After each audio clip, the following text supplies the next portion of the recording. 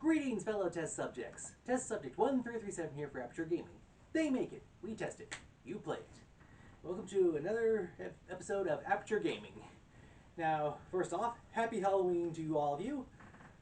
This game came out a few days before Halloween, so I got a chance to play it, and I wanted to get it played so I could review it and get it up today for Halloween.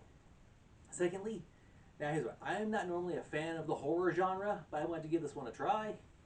And, ooh man, it is a horror genre. And it is rated M for mature, so, yeah, it is spooky and gory, so please, since it's an M-rated game, please game responsibly.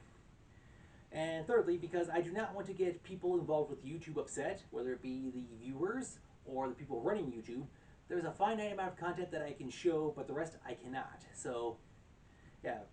And I want to make sure that this review is visible to everyone, so, yeah. I can only show so much, so, like I said, if you're going to get this game, it is rated M, so without further ado, let's get into the review. Series. The game I am reviewing is Alan Wake 2. The first game it had an epilogue of 2 DLCs. It had an Xbox Live American Horror. And then there was the game Control, which I also reviewed, which had a Alan Wake crossover event because Control takes place in the same universe. So this game can range from being game 2 to possibly game 3.5. Team. This game was published by Epic Games Publishing and developed by Remedy Entertainment. Plot. The game takes place 13 years after the events of the original game, which took place in 2010. And before I played this one, I actually played the remastered, which came out in 2021. The game is split between you playing as Agent Saga Anderson, who she works as an agent for the FBI. Her partner is Alex Casey, and so you play as her, and then you also switch to Alan Wake.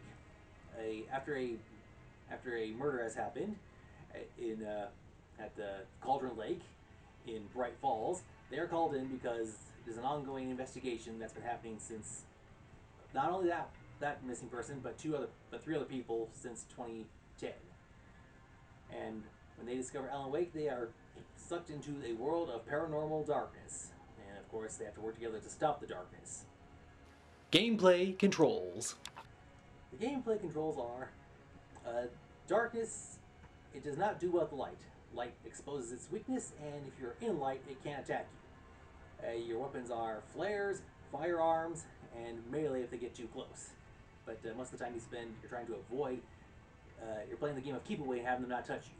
You also find collectibles that help you find ammo, health to heal yourself, and items where you can upgrade your gear and your personal self, both you and Alan Wake. The interesting thing is how for Agent Saga, she has the Mind Place, which is like helps her come up with it. It's a board in her mind that helps her connect between like this location, this piece of evidence, and these people. So she's able to do that, and she does profiling. And Alan Wake, he has a storyboard, editor's board, where it lets him figure out how to write the words. Because while Agent Saga has to deal with cultists and animals, Alan Wake, he has to deal with the dark place, and where his words can actually have effect. Where he says, "And then the station appeared, and the station appears." So each one has their own power in their own places. Graphics. The graphics aren't really good. In fact, Remedy is known for, in some of its other games, having live-action footage of, like for either cutscenes or to be interwoven throughout the story. And the cool thing is how they have the live-action for Alan Wake. So yeah, but aside from the visuals are really good. Like you can really see the details on Alan's face and the locations. Everything looks really top-notch. Like I said, I played the remastered game from 2021, and so I never played the 2010 version, but I think the graphics are definitely a leap forward, and everything looks really amazing. Audio. The audio is really good also. One thing I like is how when some of the characters are running, you can hear their arms brushing, the sleeves of their coat are brushing against their body of their coat, and you can actually hear the swish swish noise. So there's very good detail in that. You can hear TV shows, radios, where you step in the environment. You're stepping on ground or in water or on road, and it does react as accordingly.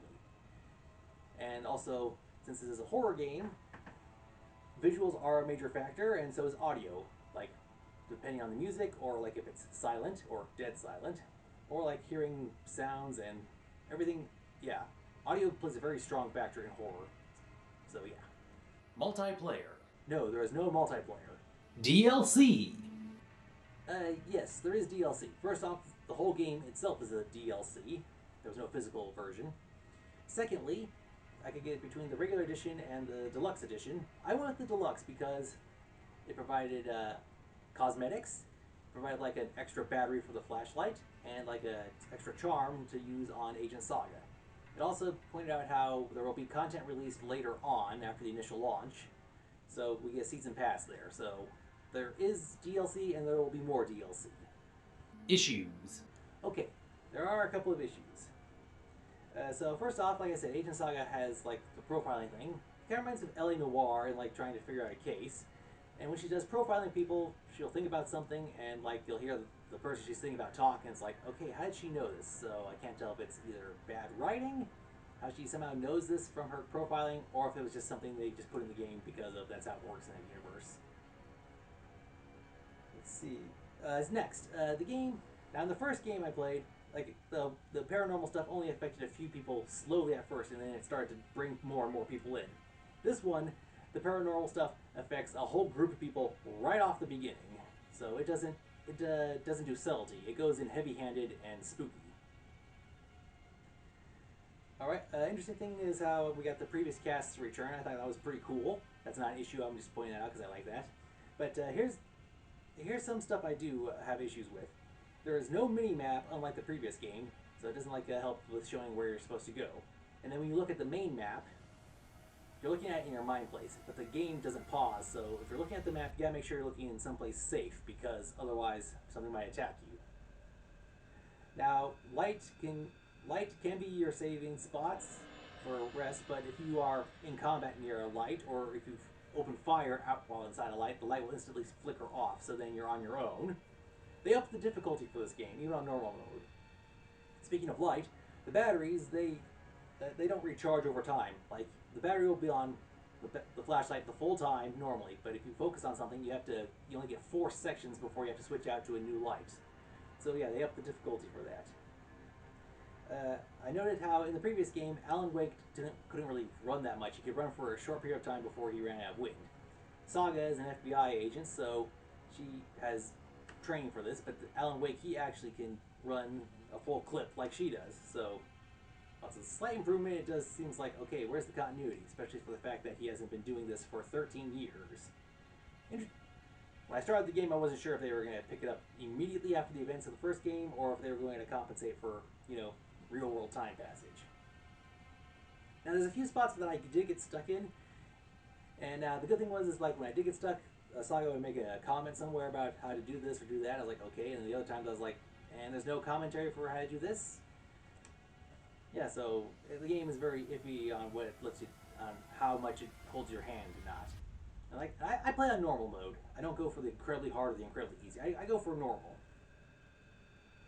Speaking of Agent Saga, sometimes when I was moving the camera around trying to figure out what's going on, like I could see the top of her head, and you can see through her hair to the top of her head. I can't tell if that's the way, if her hair is thin up top or if it's just a issue in design flaw. So yeah, I do got a couple of notes on, aside from the game being spooky, there are some issues. Also, there's one area, there was a save spot. The note that I found that led me to the save spot said, there was this, that, and the other thing in the cabin. And while it listed like maybe 1 or 2 things that were in there, the other stuff wasn't. So I was like, okay, the game lied to me. Also, it was weird, like a broom handle was clipping into the wall and sticking out on the outside of the wall. So yeah, there's this game, it has a couple of bugs here and there. Buy, rent, or pass.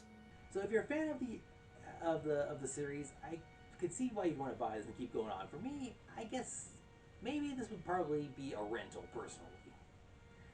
I played the first game and I did play Control, and I thought and I was enjoying that game. In fact, I may have to go back to it at some point. But yeah, so right now I'd say this is Rental if you're interested, if you're wanting to find out about the series or keep it going, and buy if you are, a huge fan of Alan Wake.